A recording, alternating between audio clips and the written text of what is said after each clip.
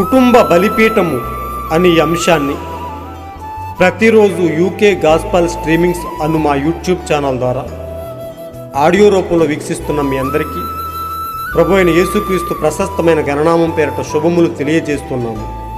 ఇంకనూ వినండి, అనేక కుటుంబాలకు షేర్ చేయండి, దేవుని మెండైన ఆశీర్వాదాలను పొందుకొనండి.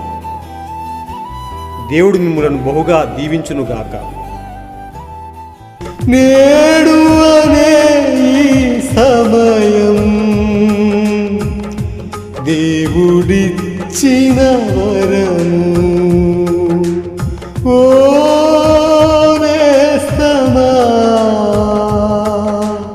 చూడుము నేడే యేసు వైపు, నడుము నేడే క్రీస్తు వైపు, చూడుము నేడే యేసు వైపు, నడుము నేడే క్రీస్తు వైపు.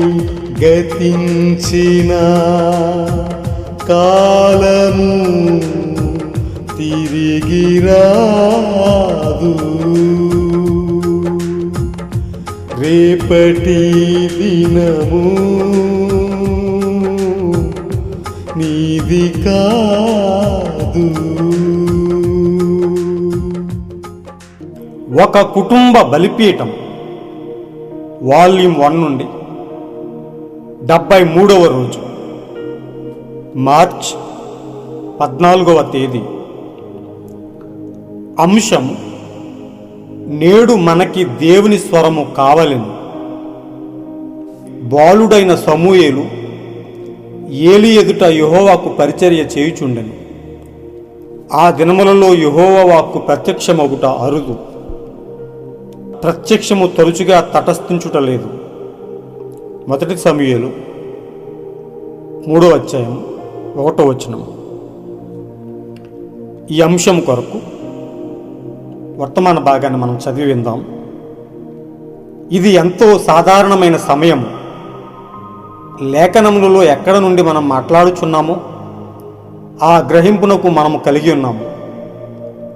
అది ఇలా చెప్పినది: సమూయేలు దినములలో ఎటువంటి బహిరంగ దర్శనము లేదు, కాబట్టి ఎక్కడైతే దర్శనము లేదో అక్కడ జనులు నాశనమగుదురని బైబిల్ చెప్పుచున్నది. మనము తప్పకుండా ఒక దర్శనము కలిగి ఉండాలి. దర్శనము ప్రవక్తల యొద్దకు మాత్రమే వచ్చును. మరి అది వారితో మాట్లాడిన ప్రభు యొక్క వాక్యమై ఉన్నది. ఏలి ప్రవక్త కాదు, ఏలి ఒక యాజకుడని మనం కనుగొన్నాము. అతడు వృద్ధుడగుచు కళ్ళు మందగిల్లుచున్నవి. తేటగా అతడు చూడలేకుండెను. అతడు పెద్ద ఆకారాలని కూడా చూడలేకుండెను. అతడు ప్రభువు పనిని అసంపూర్ణముగా జరిగించుట ఆరంభించెను. నేటి దినములలో ఉన్నట్లుగానే అది ఉన్నది. సంఘం, సంస్థ మరియు శాఖలు అవి చాలా కాలం నుండి రంగంపై ఉన్నవి. అయినా వారు నిర్జీవంగానే ఉన్నారని, నేడు దేవుని స్వరము మన మధ్య వినబడి మనలను వెనక్కి తీసుకురావాల్సిన అవసరత ఉన్నది. గడియ అవసరతను సమకూర్చుదనని దేవుడు వాగ్దానం చేశాడు. ఆయన ఎల్లప్పుడూ దానిని చేయును. మనము జీవించుచున్న కాలమునకు అవసరమైన, ఈ గడియకు అవసరమైన దేవుని స్వరము నేడు మనకు కావాలను. ఆయన వాగ్దానం చేసిన తర్వాత ఆయన తన వాగ్దానమును నెరవేర్చునని మనము నిశ్చయతను కలిగి ఉండవచ్చును. ఆయన మన అవసరతను తీర్చుననే నమ్మకము ఒక విశ్వాసిగా మనం మన నిర్మాణకుని నమ్మవలసి ఉన్నది. నేడు సంఘము ఉండకూడని స్థితిలో ఉండుటకు కారణమున్నది. అదేమనగా అనేక స్వరములు దానికి వినబడుచున్నవి. దేవుని స్వరము వినబడకుండా అనేక స్వరములు దానిని ఆకర్షించుచున్నవి. చాలామంది వారి మధ్య దేవుని స్వరము నేరుగా వారితో మాట్లాడడం వినుచున్నను అది వారికి చాలా సందిగ్ధముగా ఉన్నది. వారు కనీసం దానిని అర్థం చేసుకోలేరు. ఎందుకనగా అది వారికి ఒక పరాయి స్వరంగా ఉండెను. ఆ దినపు స్వరములపైన వారు తమకు తాముగా బహుగా కేంద్రీకృతం చేసుకుని ఉన్నారు. దేవుని స్వరమునకు భిన్నముగా ఇతర అనేక స్వరములు వినబడిన ఎడల మనలను గందరగోళపరచుటకు అది శత్రువు యొక్క స్వరమయ్యుండును. దేవుని స్వరం పలుకుబడినప్పుడు శత్రువు దానిని మనం అర్థం చేసుకోకుండా చేయును. అది సరిగ్గా ఏలీ మరియు సమూయేలు వలె ఉండుటను మనం గమనించగలం. పిలిచింది నిశ్చయంగా దేవుడేనని ఏలీ గుర్తించాడు. కానీ అది ఖచ్చితంగా ఏలీ యొక్క దైవదూషణ అయ్యున్నది. ఎందుకనగా దేవుని స్వరము సమూయేలుతో మాట్లాడుచుండెను. అది ఏలీ యొక్క పొరపాట్లను సమూయేలుకు చెప్పుచుండెను. అది ఏలీ పెంపకంలోని లోపాల్ని అతనికి చెప్పుచుండెను. ఏలీ తన పిల్లలను బుజ్జగించుట తప్పని దేవుడు చెప్పుచుండెను. వారు అక్రమముగా డబ్బును మరియు అర్పణలలో మాంసమును తీసుకునిచుండరి. అది సరి అయినది కాదు. వారు దేవుని వాక్యానికి భిన్నముగా తప్పుడు కార్యాలను చేయుచుండరి. సమూయేలు చేయగలిగిన ఒకే ఒక కార్యం ఏదనగా ఉన్నది ఉన్నట్లుగా చెప్పడమే. ఆ విధంగా చేయటం అతనికి కొంచెం కష్టమే. ఎందుకనగా తాను పెంచబడుటకు పంపించబడిన స్థలం ఏలీ మరియు దేవాలయం ఉన్న ఆ స్థలమునకు అది దేవుని స్వరమునకు విరోధముగా ఉన్నది. కానీ ఏలీ మాట్లాడుము అని అతన్ని అడిగాను. చూసారా, అంతటా అతడు జరగబోయే దానిని ఖచ్చితంగా చెప్పాను. లేక యాజకునిగా ఏలీ దినము ముగించబడినది అని చెప్పాడు. దానిని దేవుడే పలికి ఉన్నాడు.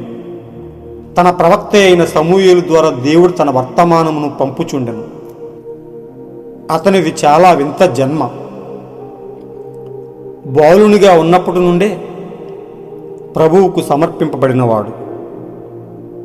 దేవుడు అతనితో మాట్లాడెను. ఒక బాలునిగా అతని ముందు ఉంచబడిన కార్యమునికై దేవుడు అతనిని సిద్ధపరుస్తూ వచ్చాడు. దేవుని స్వరమని వారు చెప్పేది. అది దేవుని స్వరమని మనం ఎలా తెలుసుకుందాము?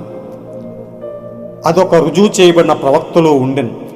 ఒకప్పుడు, నేడు అది దేవుని స్వరమని మనం ఎలా తెలుసుకుందాము? ఎలాగనగా అది ప్రవక్త యొద్దకు వచ్చిన కార్య నిరూపణను బట్టి తెలుసుకోగలము. నిజమైన జీవించుచున్న సహజాతీతమైన దేవుణ్ణి ఆయన యొక్క సహజాతీతమైన బయలుపాటుతో వెనక్కి తీసుకుని వచ్చును. అప్పుడు అదే దేవుని స్వరమని మనము తెలుసుకునేదము. అంత్యదినములలో దేవుని స్వరము అనే వర్తమాన భాగం నుంచి సమకూర్చబడిన మంచి అంశం. ప్రియ సోదరి సోదరులారా, ప్రియ దేవుని బిడ్డలారా, దేవుడు మనకిస్తున్న మంచి అంశముల కొరకు ఆయనకి ఎల్లప్పుడూ మనం కృతజ్ఞులమై ఉన్నాం. ప్రతిదినము ఆయన వాక్యం చేత మనలను పోషిస్తూ మనకు ఎంతగానో ప్రత్యక్షతనిస్తూ మనలో విశ్వాసాన్ని ఎంతగానో పెంపొందింపజేస్తూ ఆయన మనలను ముందుకు నడిపిస్తూ ఉన్నాడు. వాక్యానికి చోటు లేని ఈ దినాల్లో, ఈ గందరగోళపు పరిస్థితుల్లో దేవుడు మనలను ప్రేమించి తన మంచి వాక్కును ఒక ప్రవక్త ద్వారా మనకు పంపించి మనలను సిద్ధపరుస్తూ ఉన్నాడు. నిజంగా దేవునికి ఎంత కృతజ్ఞులమై ఉన్నాం మనం, ఎంత కృప పొందిన ప్రజలమై ఉన్నాం మనం. దేవుడు మన పట్ల చూపిన గొప్ప ప్రేమది. మనం నశించిపోకుండా ఉండునట్లు ముందుగానే ఆయన మనలను ప్రేమించాడు. ముందుగానే ఆయనను మనల్ని ఎన్నుకున్నాడు.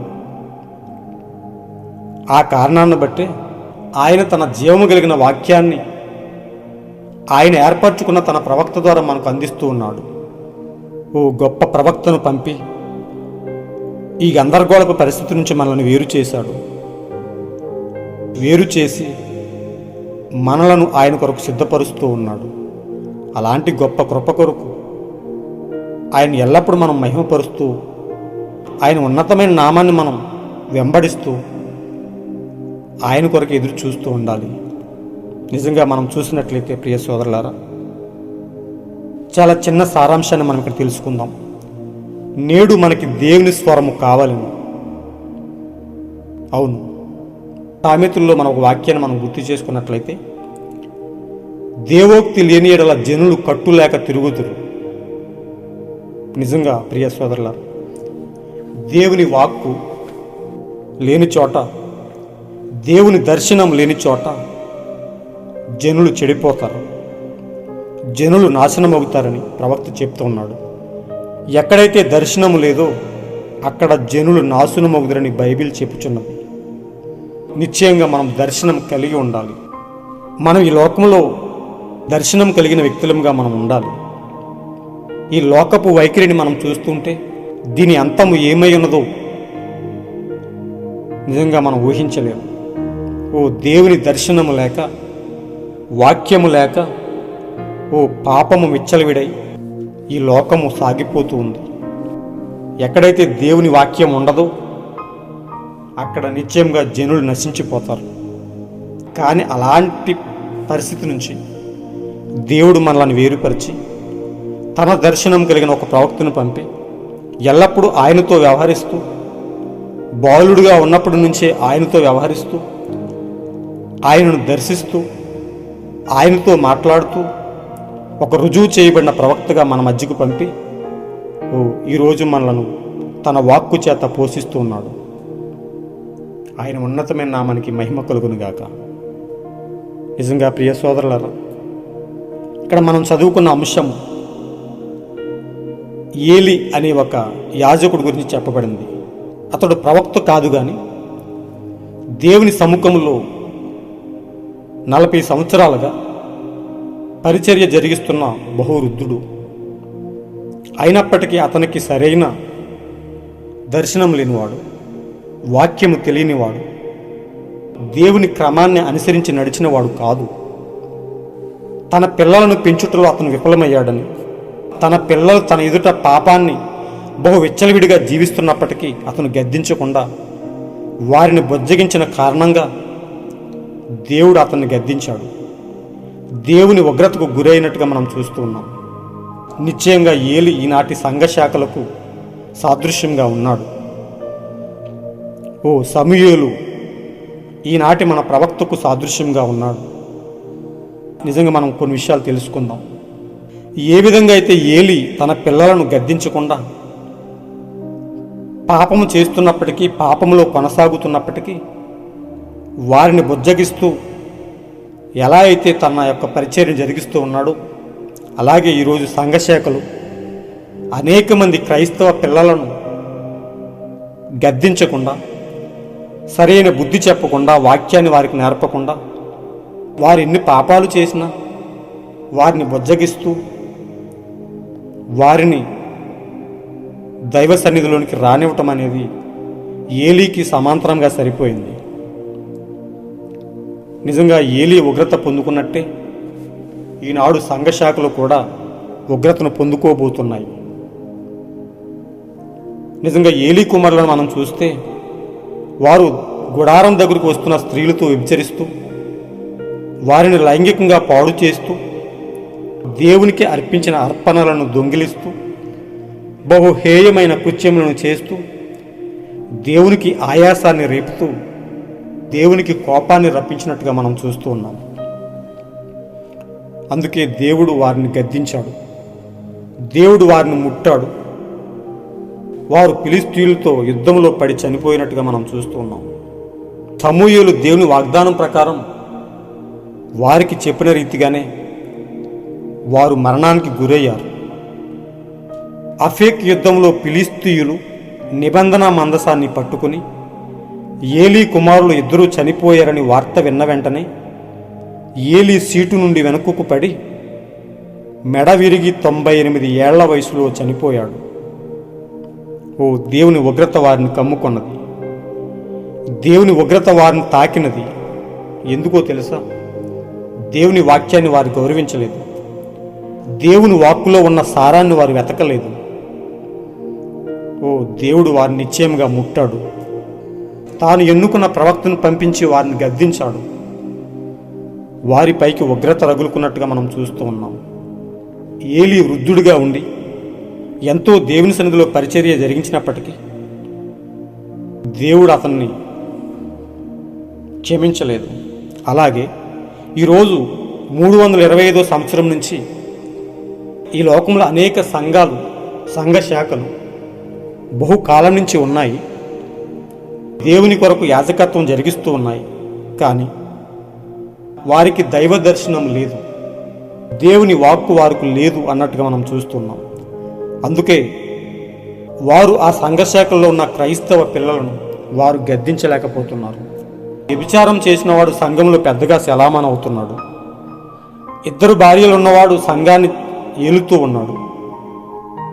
ఎన్నో రకాల పాపాలు జరిగిస్తున్నప్పటికీ వారు దైవ సన్నిధికి వచ్చి దేవుని ఆరాధిస్తూ ఉన్నారు. ఓ దేవుడు చూస్తూ ఉన్నాడు. నిశ్చయంగా సమూయేలు గద్దించినట్టుగానే ఈరోజు ఈ కాలానికి ఓ రుజువుల చేత, దైవ దర్శనం చేత పంపబడిన గొప్ప ప్రవక్త ఉన్నాడు. సమూయేలు చెప్పినట్టుగానే ఉన్నది ఉన్నట్టుగా చెప్పడం ఒక ప్రవక్త యొక్క లక్షణం. అందుకొరకే ప్రవక్త పంపబడ్డాడు. బైబిల్లో మనం అనేక మంది ప్రవక్తలను చూసినట్లయితే ప్రవక్త దేనికి జడవడు, కానీ దేవుడు అతనికి ఇచ్చిన వాక్కును బట్టి, అతనికి ఇచ్చిన దర్శనాన్ని బట్టి ఉన్నది ఉన్నట్టుగానే చెప్తాడు. సమూయేలు అదే చెప్పాడు. మీరు నిశ్చయంగా మీరు మరణిస్తారని చెప్పాడు. మీ యాజకత్వం ముగియబోతుందని చెప్పాడు. మీ సమయం ముగియబోతుందని చెప్పాడు. సేమ్ అదే జరిగింది. ఈ కాలానికి పంపబడిన ఈ ప్రవక్త కూడా అదే చేశాడు. దేవుని దర్శనాన్ని పట్టుకొని సంఘశాఖల్లో జరుగుతున్న అవినీతి కార్యాలను, దుష్కార్యములను ఖండిస్తూ వచ్చాడు. తన పిల్లలకు బుద్ధి చెప్పని ఈ సంఘశాఖ సిద్ధాంతాలను హెచ్చరిస్తూ వచ్చాడు. ఒక ప్రవక్త చేత దేవుడు ఎల్లప్పుడూ హెచ్చరిస్తూనే ఉంటాడు. నిజంగా ప్రియ సోదరులారా, సమూయేలుకి తన పిల్లలకు పట్టిన అదే గతి ఈరోజు దేవుడి వాక్కు దర్శనం లేని ప్రజలకు కూడా పట్టవలసి ఉన్నది. నిజంగా ఆ ఉగ్రత నుంచి మనం తప్పించుకోవాలంటే దేవుడు ఈ గడియకు పంపిన ఆ గొప్ప వర్తమానాన్ని మనం ఆశ్రయించవలసిన వారమై ఉన్నాం. దేవుడు తన ప్రవక్త ద్వారా పంపించిన ఆ గొప్ప వాక్కును మనం గౌరవించవలసిన వారమై ఉన్నాం. ఆ వాక్య ప్రకారం మనం జీవిస్తే దేవుడు మన కొరకు గొప్ప కార్యాలు జరిగించేవాడుగా, మనలను మరణం నుండి జీవానికి లాగువాడుగా మనకు నిశ్చయంగా ఆయన కృప చూపుతూ ఉన్నాడు. నిజంగా దైవ దర్శనం లేక గందరగోళంలో పడి ఈ లోకం వెళ్ళిపోతున్నప్పుడు దేవుడు మనల్ని ప్రేమించి తన వాక్కును పంపి, తన ప్రవక్తను పంపి మనలను దాని నుంచి వేరు చేశాడు. ప్రియ సోదరులారు, మనకు ఒక స్పష్టమైన స్వరాన్ని వినిపించి పెట్టలు కోలాహలం చేసే ఈ సమయంలో పావురం స్వరం మెల్లగా వినిపించినట్టుగా దేవుడు ఒక సత్య వాక్కును మన కొరకు పంపించాడు. నిజంగా ఆ వాక్యాన్ని మనం వెంబడించగలిగితే మనము ఒక దినాన్న ఆ వాక్యం మనలను, ఈ లోకంలో దినదినము మనలను క్రీస్తుకు దగ్గరగా నడిపిస్తుంది, క్రీస్తుకు దగ్గరగా మనలను చేర్చుతూ ఉంది. నిజమైన స్వరం కేవలం ప్రవక్త దగ్గరకు మాత్రమే వస్తుంది. ప్రతి కాలంలోనూ దేవునికి తన ప్రవక్తలు ఉన్నారు. ఏలీ కాలంలో సమూయేలు ప్రవక్తగా ఉన్నాడు. సమూయేలుతోనే దేవుడు మాట్లాడుతూ ఉన్నాడు. కానీ ఏలీ నాతో కూడా మాట్లాడుతున్నాడని పొరబడ్డాడు. కానీ రంగంపై ఒక ప్రవక్త ఉన్నప్పుడు, దేవుడు ఒక ప్రవక్తతో ముచ్చటిస్తూ ఉన్నప్పుడు వేరొకరితో మాట్లాడు. ఆయన వాక్కు ఎల్లప్పుడూ ఒకే క్రమం కలిగి ఉంటాడు.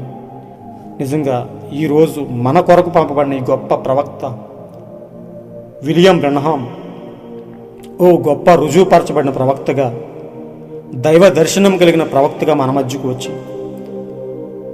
బుజ్జగిస్తున్న ఈ యొక్క సంఘశాఖల నుంచి, ఖండించని బుద్ధి చెప్పని ఈ యొక్క సంఘశాఖల నుంచి మనలను వేరు చేసి ఆయన వాక్యంలో పెంచుతూ ఉన్నాడు. అలాంటి వాక్యాన్ని మనం వెంబడించినట్లయితే నిశ్చయంగా మనం ఆయనలో చేర్చబడతాం. ఆయనలో మనం శుద్ధీకరించబడి ఆయనలో ముద్రించబడతాము. కనుక ప్రియ సోదరులారా, ఎల్లప్పుడూ మనము ఒక దర్శనం కలిగిన ప్రవక్త చేత పంపబడిన వాక్కును వెంబడిస్తూ క్రీస్తు కొరకు యథార్థంగా సాగిపోదాం. ఆయన కొరకు యథార్థంగా మనం సిద్ధపడదాం. అలాంటి గొప్ప కృపను దేవుడు ఎల్లప్పుడూ మనతో ఉంచునుగాక. ఎత్తబాటు వరకు మనలను స్థిరంగా ఉంచునుగాక. God bless you all.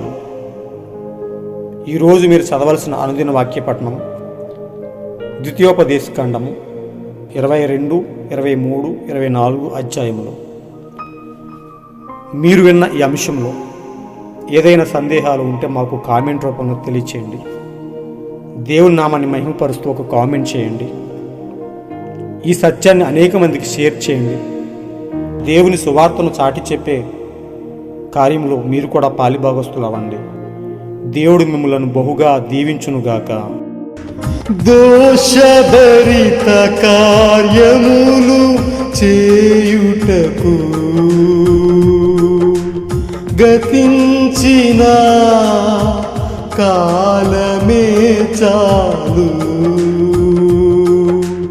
దోషభరిత కార్యములు చేయుటకు గతించిన కాలమే చాలు. సుఖానుభవమే సంతోషమని, సుఖానుభవమే సంతోషమని ఎంచుకొనక నీవు పాపదాస్యమును విడనాడు. ఎంచుకొనక నీవు పాపదాస్యమును విడనాడు. ఓ నేస్తమా చూడుము నేడే యేసు వైపు, నడుము నేడే క్రీస్తు వైపు. చూడుము నేడే యేసు వైపు, నడుము నేడే క్రీస్తు వైపు. గతించిన కాలము తిరిగి రాదు. రేపటి దినము నీది కాదు.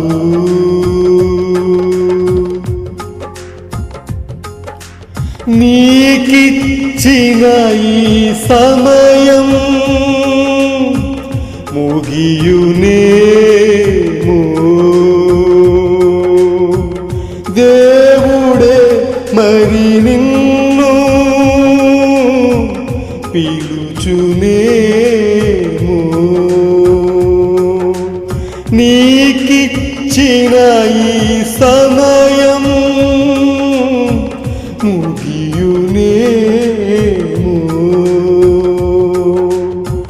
దేవుడే మరి నిన్ను పిలుచునేమో.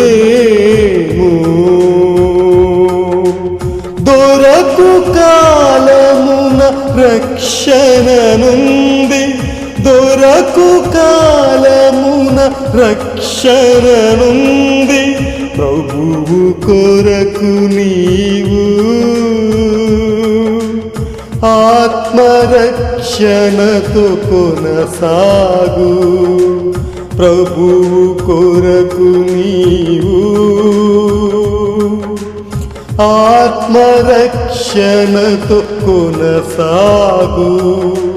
ఓ నేస్తమా చూడుము నేడే యేసు వైపు, నడుము నేడే క్రీస్తు వైపు. చూడుము నేడే యేసు వైపు, నడుము నేడే క్రీస్తు వైపు. గతించిన కాలము తిరిగి రాదు, రేపటి దినము నీది కాదు. నేడు అనే ఈ సమయం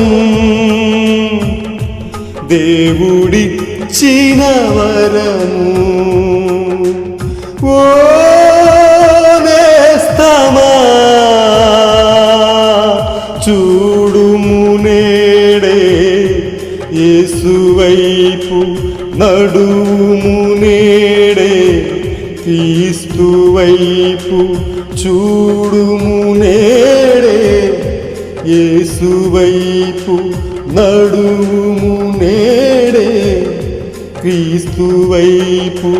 నడుము నేడే క్రీస్తు వైపు, నడుము నేడే క్రీస్తు వైపు.